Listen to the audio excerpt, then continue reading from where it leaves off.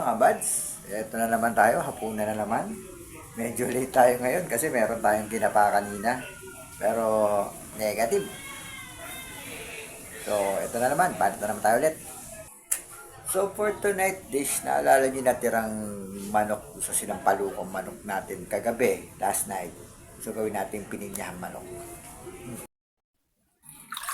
So, nakat ko na siya into pieces. So mga buds, hindi tayo gagamit ng carrots. So ang gagamit na natin ay patatas para mag-blend sa pineapple. Gaya nga na sabi ko, patatas ang gagamitin natin para mag-blend dun sa pinya.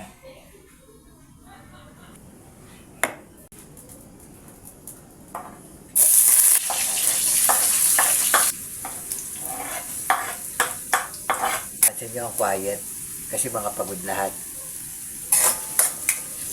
Kuya, late na rin umuwi galing sa school.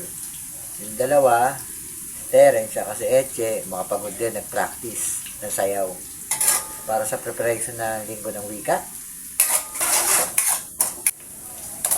Takpan muna natin.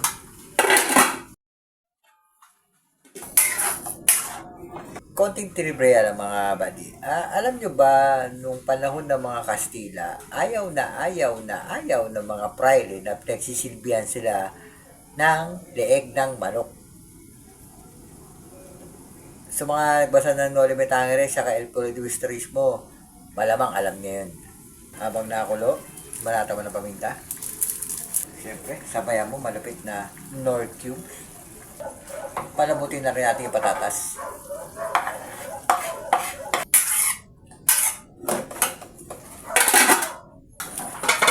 Konting umami mga buddy.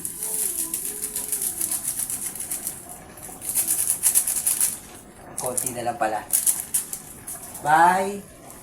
Ajinomoto. Baka naman. Rock salt, parayos.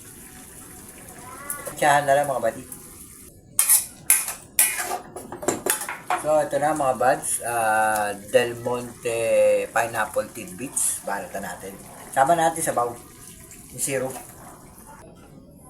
So, pakulo pa ulit. Nakakapanibago, no? Tahimik ng paligid, no? Walang nag-iingay ng mga bata, no? Mga pagod kasi. Ito mga buds, mga bata 90s na nakakaalala. Yung commercial na, pininyahang manok, ba't may gatas? Gawin natin. Ay, cowbell. Baka naman. So, pag medyo nag-thickness na yung kanyang sabaw at medyo parang lumalapot na. So, that's okay na. So, ito ang ating creamy pininyahang manok for dinner.